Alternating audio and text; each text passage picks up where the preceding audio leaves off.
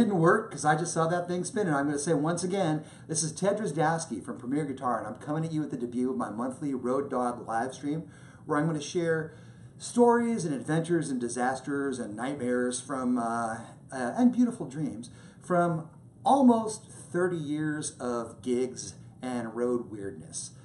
Today's topic is epic axe failures, and I've got a lot of epic axe failures over the years that have happened to me and my friends. And as you know, when your guitar, amp, or pedal board jams up, it's not a situation that you feel completely comfortable in, So over the years, what I've learned is that when you have a guitar and it's in the back of a car rattling around and there's cases stacked on top of it, it's good to every day or two just go through and check all the hardware, make sure everything is well connected, check the screws, check the input down here and make sure everything is nice and tight. It's a small thing, but even that can be really helpful. I also just make sure that all the electronics are working, so I tend to bring, a little amp in the hotel room with me, this little amp specifically, which is a very little amp, but it does the job, and it avoids things like, let's say, the exploding SG, which happened to my good friend years ago. We had a band called the Devil Gods, and we were doing an album release party in Massachusetts, in Boston. And we were about to the third song, and he had this beautiful 63 SG with a custom rose bush inlay all the way up the neck, gorgeous guitar. And he decides to dig into his first solo, and he just hits a note, it sounds awesome, grabs the whammy bar, and when he grabbed the whammy bar, the hardware and everything just came right off the guitar. So he's standing there with this shocked expression on his face, holding the whammy bar, and the strings are just sagging like all the way down to the ground. And we can hear the rest of the screws that hold the bridge kind of dropping on the floor one by one. He was just absolutely shocked. I thought it was one of the funniest things I ever saw.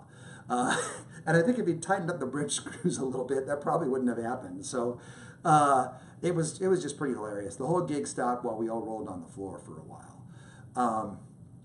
Another thing that's important to avoid is when you're on the road a lot, you're going to sweat. Not just in the van, but you're going to sweat on stage a ton, when you're playing lots of gigs during the summer or in hot little clubs at night. When you sweat, always make sure to wipe down your guitar afterwards, because if you don't wipe down your guitar and keep that sweat off, something could happen. And when I was in a band called Vision Thing in the 90s, we went to cut some demos or maybe to start a new album in the studio in Boston again.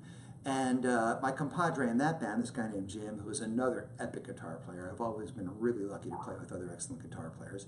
But anyway, my buddy Jim, he plugged in his guitar, and it just sounded buzzing like crazy. It was like he had a beehive at his pickups, He had a Strat, and when it would buzz on the road, I thought, well, it's a Strat, it's got single coils, maybe that's just going to happen. But we could not get it to not buzz. Even when we tried DIing it, it was buzzing. And we probably worked on getting a sound out of this guitar, because it was his only instrument, for probably over an hour. So I'm watching the clock, and the studio time is kind of clicking away, and I'm getting a little sweaty and nervous about it. Then when we really took a good look at the guitar, we realized that the bridge and a lot of the hardware was just completely coated in rust from sweat. He was, as he put it himself, a very sweaty man.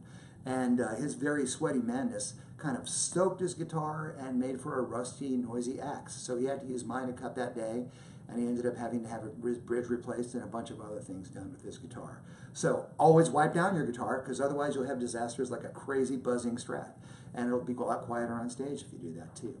But no matter how hard you try to do that kind of thing, things are always going to go wrong. That's just the reality of it. It's the reality of life. I have an awesome flying V that I truly love. In fact, it's back here. Awesome flying V that I truly love. I was playing a gig up in Louisville, Kentucky one night, and I decided to, pull it out the night before. I went through it. Everything was working perfectly. It was pretty awesome, And then the minute I plugged it in Louisville, after it was perfect, after one little ride, I could not get anything out of it. I'm a neck pickup guy. Neck pickup, no sound at all. So I just kind of went down into the bridge position and found out, thankfully, that one worked, and I had to play on the bridge all night long. But if I'd gone through it the night before, I would have realized that the interior was a little crustier than I thought. I could have cleaned the pot, and I didn't do that. So another epic axe failure, and we actually were starting a song that kind of started with this interesting burst of feedback and stuff, and I just hit that first chord and I got nothing. So it took me a while to figure that out. One of my favorite disasters also happened to my buddy who had the exploding SG incident. and that was we were playing a gig in Portland, Maine. We were opening for Reeves Gabrels at a small theater there, and this was back in the 90s. And my friend is a superb guitar player, and he was really great with effects. And we were playing a gig with Reeves, who is a master of effects. And he kind of wanted to basically lay it out and just kind of, you know, share that he was also really good with effects too. He thought it'd be a perfect thing for the audience, since they dug Reeves's experimental sounds, to kind of open up the envelope a little bit more for us. We were already a pretty weird band. It was called the Devil Gods, and it was a band that incorporated aspects of jazz, acoustic folk, psychedelic rock, and textural ambient music. We just decided, my buddy and I, that we should have a band where we could do everything we wanted to do, and this was our excuse. And you know, we loved playing in that band, but pretty much all of our shows were sausage fests that were attended by the same 60 guys. And of course, you know, at that time, guitar was more of a male province than it is now, except for some awesome people like Chrissy Hind and Susie Quattro and, well, you know, all the other great women, guitar, Hart, things like that. But in terms of our shows, we got the guy crowd. But anyway, Mark built a second pedal board. Ooh, I said his name. Dang it! Anyway, my friend built a second pedal board. I'm trying not to embarrass anybody here, and there's nothing to be embarrassed about, because I have done the stupidest things on the road, you know, over the decades myself. But anyway, we go into this place in Maine, and Mark had brought a second pedal board, so he was probably using about 20 effects. He had an extensive board already, and I figured he had bulletproofed it the night before. And I suggested that we just spend some extra time on it at soundcheck, but we got rushed and it didn't happen. And he was sure that it was going to work anyway. So we're about 3 songs in, and he had this epic solo. We both traded licks, but for this one song called Counting on You, it had this coda. And we played it out with 2 guitars going back and forth, but really it was a showcase for his excellence. And it comes time for his big intro to his solo, and he goes to get into his build. His guitar is sounding great. He's playing through a beautiful Tone Kink amp. He's got that beautiful 63 SG, and he just hits the first note and steps on one of the switches, and that entire second pedal board dies. And not only did it die, but it just killed his whole rig. So here we are in this show in a theater, and he's got a totally dead rig, and it's his big spotlight solo. And man, it was just such I mean, you know, I felt like Rodney Dangerfield. You know, I just wanted to kind of like do this with my neck. We're just sweating profusely, and he's down on his hands and knees trying to get his board up, and it won't happen. And he's trying to get it to kick up for about 60 seconds. And 60 seconds when you're on stage and you're having a failure is an eternity. I mean, it's enough time to grow old, you know? You're just standing there sweating for like a full minute. I'm like, okay, I gotta step up. So I just turned up my Les Paul, and I jumped on the overdrive, and we just started to rock on this thing. And man, I probably played a solo that was a good 7 minutes long while he worked at trying to get his rig back up. And finally, it was coming to the end of the song, and I had run out of ideas like 2.5 or 3 minutes ago at that, and I'm just kind of recycling and trying to make it look like I'm not recycling. But anyway, Mark finally just, my friend, he's gonna kill me. He just plugged straight into his amp and rocked out that way, because he was a brilliant guitarist no matter what he was plugged into.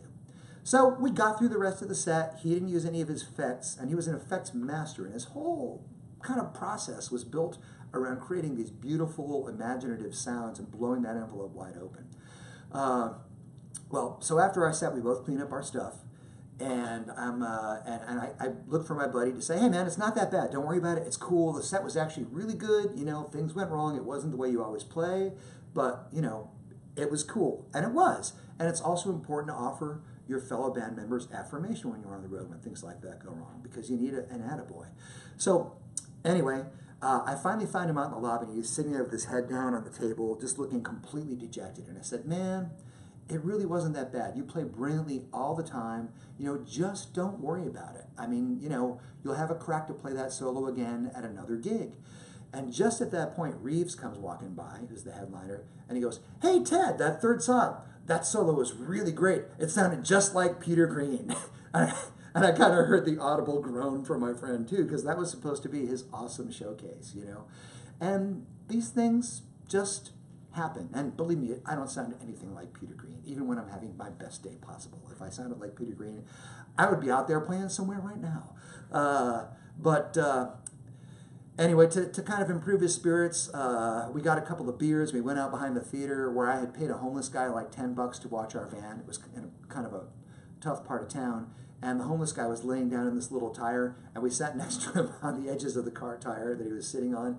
And we all had some beers together for about 15 minutes and went in and completely loved the show. Reeves was, as usual, an absolute badass on guitar. And that managed to improve all of our spirits because music always improves the spirit.